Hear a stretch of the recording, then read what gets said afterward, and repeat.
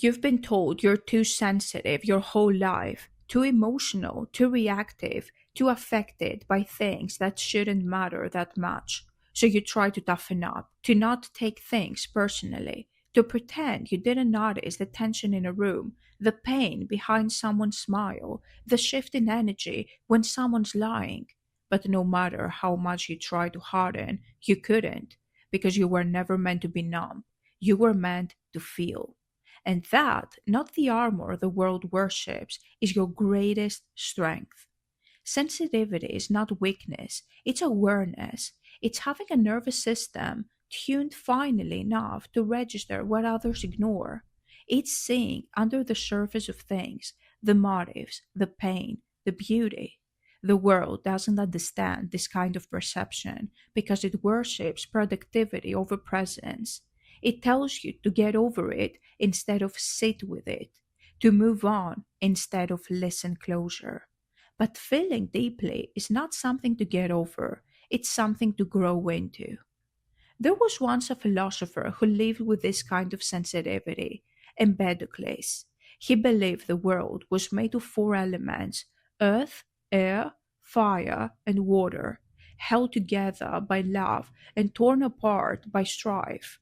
He felt the tension of existence in his bones. He saw conflict not as failure, but as proof that love still worked, because only what's alive can etch. Empedocles taught that the universe breathes through opposites.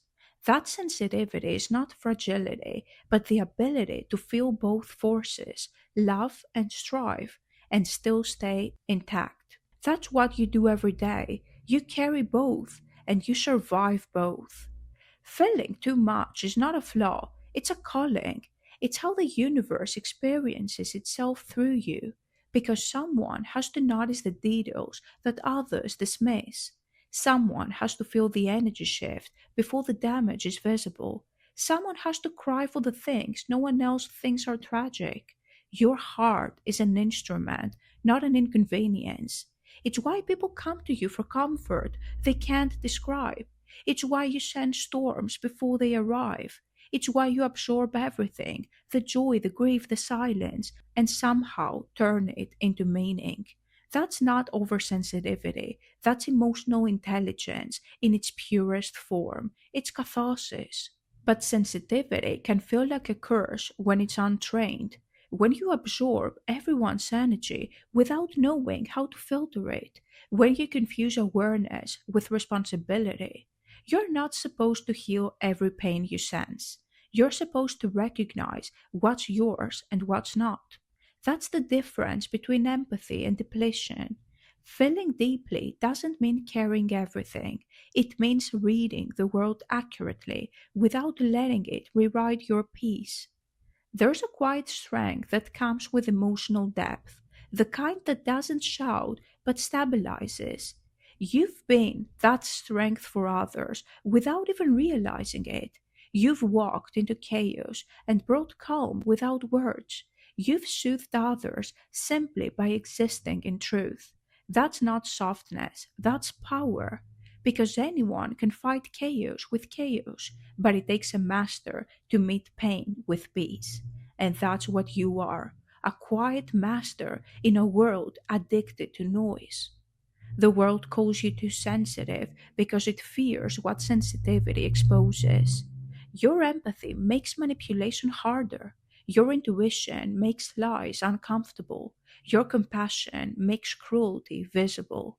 You don't just see people, you feel them. And being felt terrifies the false.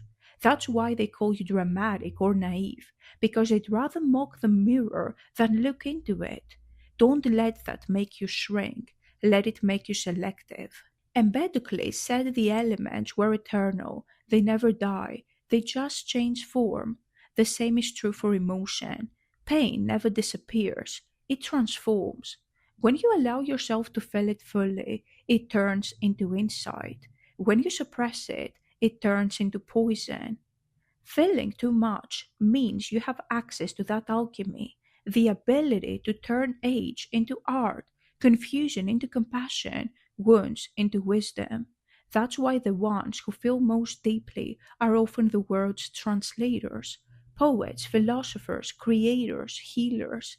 They take the invisible and make it visible. They make humanity make sense again. Yes, you'll get hurt more easily. Yes, you'll cry more often. Yes, you'll be misunderstood by people who think indifference is strength. But you will also experience beauty others miss. You'll feel awe in silence, magic in small moments, truth in ordinary things. You will love with a precision that makes the world gentler just by existing. And that is real strength, the rarest kind. That's real catharsis. So don't numb your sensitivity to survive this world. Refine it, train it, let it guide you toward what's real.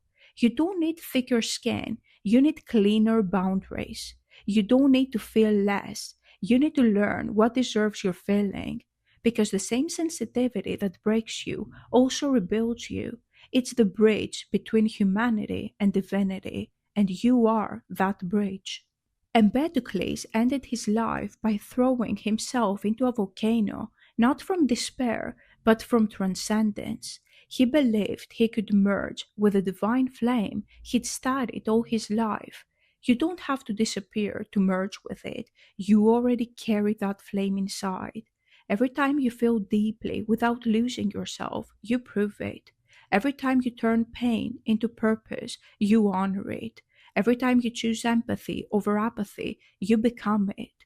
That's the hidden strength of those who feel too much. They don't just survive emotion, they transform it into light.